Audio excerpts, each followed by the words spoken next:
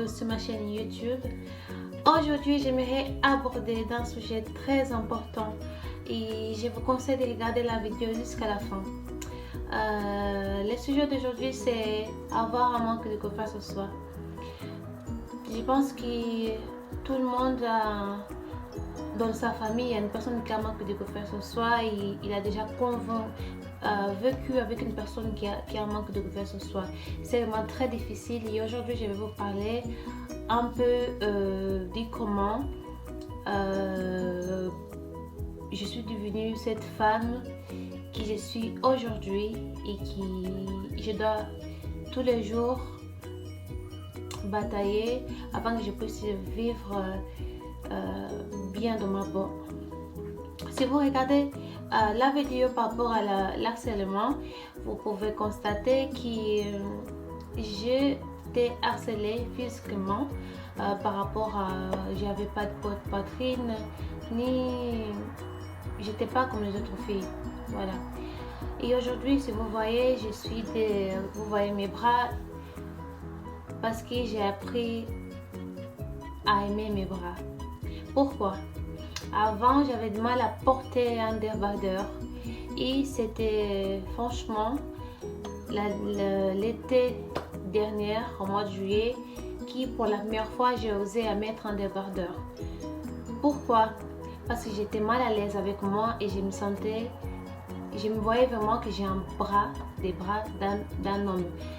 Pour certains de vous, vous allez penser que voilà, c'est normal et tout, mais moi, j'ai un bras très musclé, sachant que je ne fais pas de sport. Je ne suis pas sportive, mais j'ai vraiment un physique masculin, je pouvais dire. Et j'étais pas bien. Je pense aussi qu'avant, je ne remarquais pas que j'avais un physique aussi musclé et les gens tellement étaient en train de me dire ah, t'es trop musclé et tout, tu ressembles à un homme. Et je pense au fil des années, ça rentrait dans ma tête et une fois qu'elle est rentrée, ça ne sortait plus. J'étais obligée de porter des vêtements pour cacher mes bras, pour cacher tout mon corps. Je portais toujours des pantalons. Je n'osais pas en mettre une jupe parce que je me sentais mal à l'aise avec. Et aujourd'hui, je suis capable de porter ça. C'est grâce à un ami à moi qui, au mois de juillet, elle m'a dit que mais pourquoi tu portes pas un débardeur et tout. J'ai expliqué ma situation. Elle a dit c'est normal en fait, je trouve que tes bras sont normaux. Et depuis ce jour-là, j'ai osé apporter le débardeur. J'étais contente de moi, j'étais fière de moi. Voilà, j'ai accepté mes bras et tout. J'étais vraiment trop contente. Et c'était aussi une expérience qui a beaucoup déclenché pour que cet été, j'ai travaillé avec des enfants en situation de handicap et on allait à la piscine et c'était vraiment très important d'avoir un maillot de bain. Et moi, j'avais pas un maillot de bain. Et même comme ça, j'ai jamais mis un maillot de bain parce que je me sentais toujours mal à l'aise en fait. Pour montrer maintenant tout mon corps, pas seulement mes bras. Tout mon corps. Et j'étais à la piscine avec les enfants et avec le maître nageur qui est venu nous voir. Il a dit je sors de la piscine parce que je ne porte pas des vêtements adaptés à être dans la piscine. Et après ma doctrice est venue me voir, elle m'a dit pourquoi tu n'as pas emmené un bikini parce que tu sais très bien que tu travailles avec les enfants, ton travail c'est de protéger les enfants et les enfants quand ils sont dans l'eau, toi autant qu'animatrice tu peux pas être hors l'eau. Après j'ai expliqué, j'ai un manque de confiance en moi, j'accepte pas mon corps et tout. Elle a dit tu es en train de travailler pour les enfants, peu importe quels sont tes complexes, tu dois apprendre à surmonter cette situation. Et c'était mon premier jour, c'était au mois de juillet que j'ai porté un bikini. Et juste là, j'ai réussi à me sentir bien. Et j'étais obligée d'acheter aussi des bains pour mettre. Voilà, cette étape d'accepter mon corps dans la piscine et tout.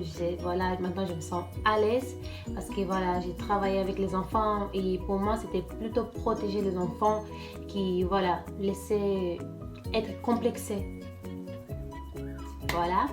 Et aussi une autre chose en fait qui m'a beaucoup fait sentir aussi faible, je dirais faible.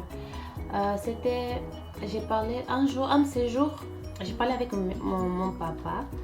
Mon papa, il est en train de dire, on est en train de parler par rapport voilà, nos projets, qu'est-ce qu'on a envie de faire dans le futur. Et j'ai dit à mon papa, j'ai envie d'être une femme entrepreneuse. Voilà. Et mon père m'a dit, peut-être tu vas te marier avec un homme riche. Et moi, j'ai répondu, papa, je pense pas que je vais me marier. Je pense pas que je vais me marier avec un homme riche. Regarde-moi. Mon père, il est resté silencieux. À un moment, il m'a regardé. Il m'a fixé droit dans les yeux. Il m'a dit, moi, mes enfants ne sont pas pessimistes. Moi, mes enfants, ils sont tous optimistes.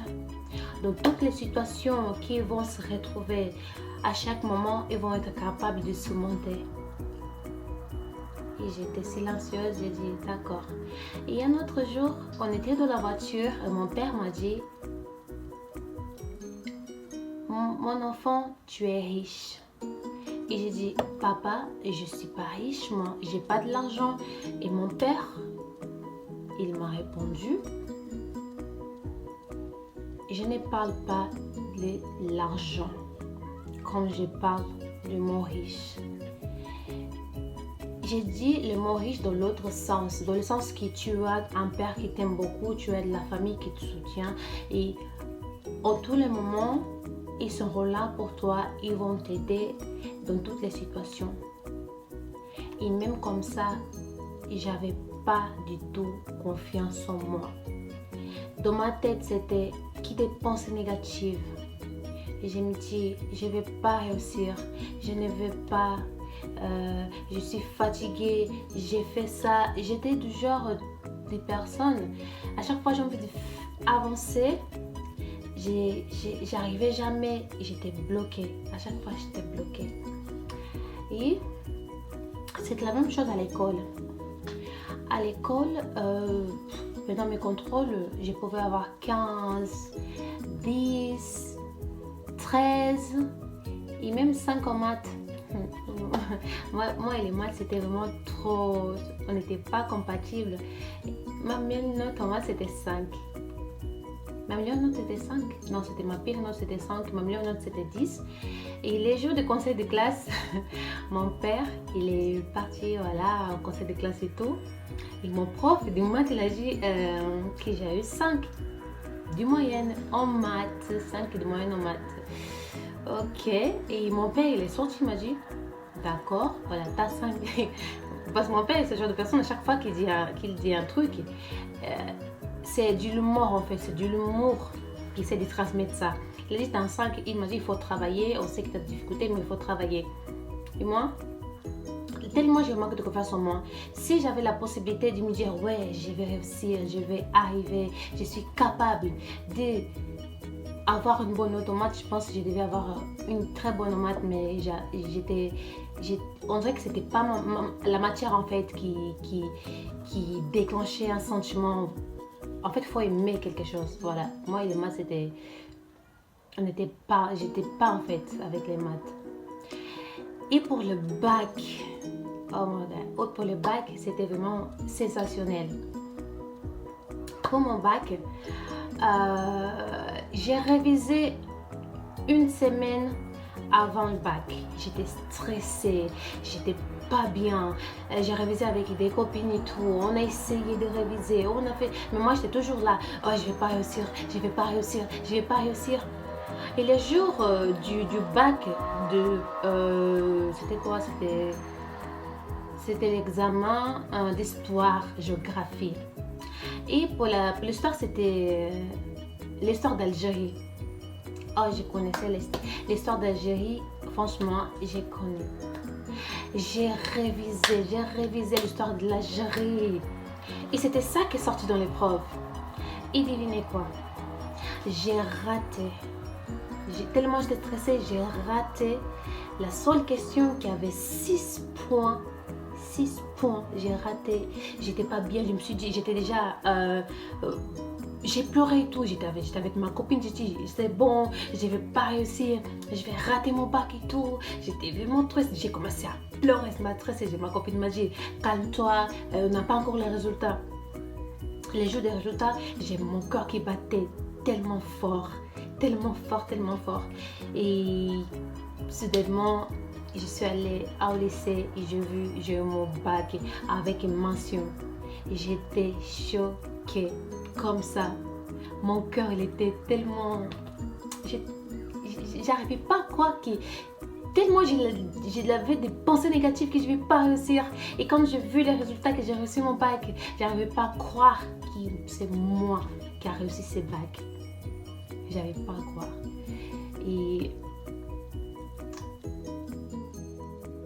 ça m'a fait du bien de savoir que de un côté, si je travaille, je suis réussie. Et ça m'a fait être trop triste parce que je me suis sentie, voilà, je sais que je suis capable, mais tellement je suis bloquée, j'ai sorte de me laisser aller.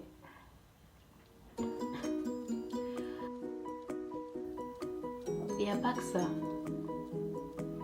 Avoir un manque de confiance en soi, c'est à chaque fois se donner des noms. Par exemple, je suis tellement stupide, naïf. C'est des mots qui, à chaque fois, ça t'emmène en fait dans un trou noir. Je vais jamais réussir. Je vais jamais arriver. Ce sont des mots tellement négatifs que personne n'est capable de t'aider si tu continues à penser comme ça. Si toi-même tu n'es pas capable de t'aider, qui peut t'aider? Qui peut t'aider à devenir une femme forte à part toi? La négativité, ça tue en fait la personnalité de quelqu'un. Si tu es en couple, à chaque fois, tu vas dire, est-ce que tu m'aimes? Est-ce que tu m'aimes? Qu'est-ce que tu plais chez moi? Est-ce que tu aimes mon physique? Et si l'homme on est avec, il nous soutient, il nous dit à chaque fois, t'es belle, t'es une femme très belle, t'es une femme forte. Et notre relation, c'est pas physiquement, c'est parce que les moments qu'on partage ensemble, c'est le moment que tu es avec moi, ta personnalité, tu me donnes la joie de vivre. C'est pas le physique, mais toi, si tu es une personne complexée, tu vas te dire à chaque fois, donc tu vas même pas écouter ton copain. Tu vas te dire, non, c'est pas vrai. Dans ta tête, c'est tellement négatif, tu vas dire, non, c'est pas vrai, c'est pas vrai. Il est en train de mentir, il m'a menti, il m'aime pas. C'est ça dans ta tête, ça sera toujours comme ça, toute négativité, aucun côté positif. On aura du mal en fait à pouvoir profiter de cette relation tellement il y a la négativité.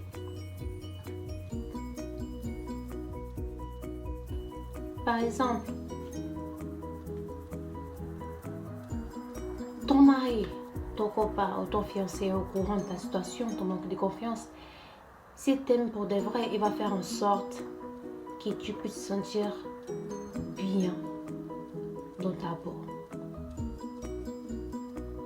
Il y a certaines choses que les femmes qui n'ont pas de confiance en soi, ils n'aiment pas. Par exemple, ton copain, il parle avec ses ex, il parle avec ses copines, des potes. Voilà, ça, les noces des potes. Comment tu es un homme, tu es en couple avec une femme déjà qu'elle est elle a manque de confiance en soi. Comment veux-tu que votre relation ça puisse être à base de confiance si toi tu ne montres pas en fait qu'elle peut te faire confiance? On dit avant de faire confiance à une personne, il faut faire confiance en soi-même. Déjà moi j'ai pas de confiance en toi. Avec toutes les démonstrations que tu me fais, avec la convivialité où tu es, qui j'ai dit ça me plaît pas. Et toi, tu n'en as rien à faire en fait de mon opinion.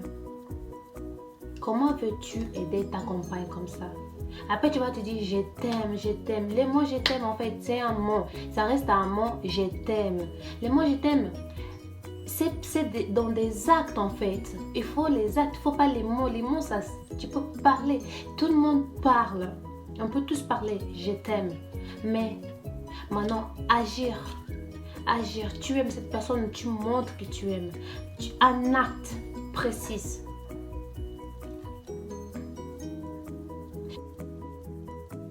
C'est pendant une dispute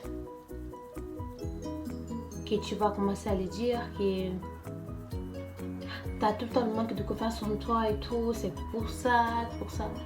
Une personne qui a manque de confiance en soi, elle n'a pas besoin chaque fois de dire tu as manque de confiance en toi, ça le bloque encore plus. C'est comme une personne qui est malade.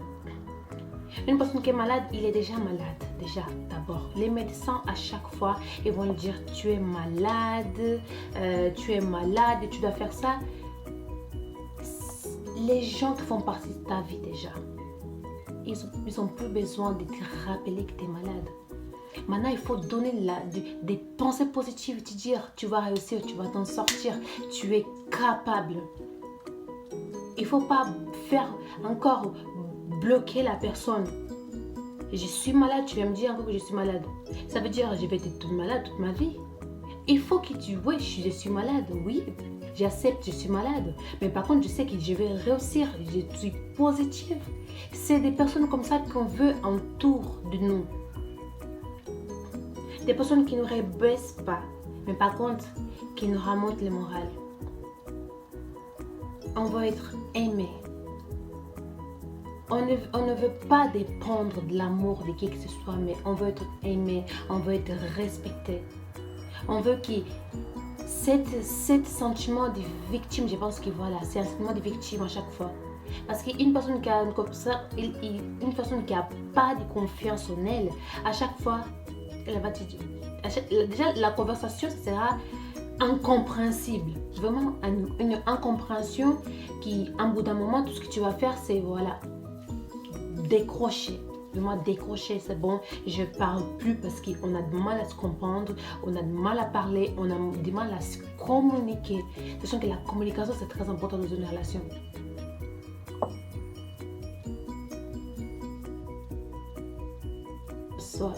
Ça commence par des critiques.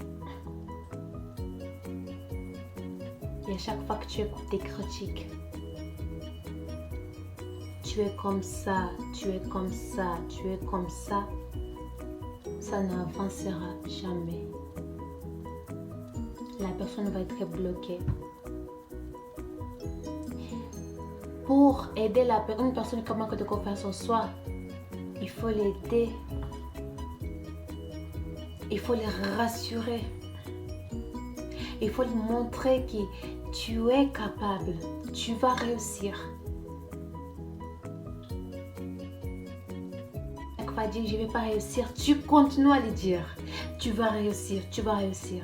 Et dans chaque moment de toi, tu vas voir que voilà, mon ami a réussi, mon copain a réussi, maintenant il se sent bien dans sa peau, maintenant il a le sourire, il a la joie, parce que quand on a un manque de confiance, on n'est pas heureux, heureuse, on est tout le temps triste. Déjà, on dort triste, on se réveille triste, on dirait que le monde il est tombé sur nous, on a tous les problèmes, sachant que c'est pas ça. C'est juste que l'amour, en fait, il faut avoir l'amour dans ton cœur.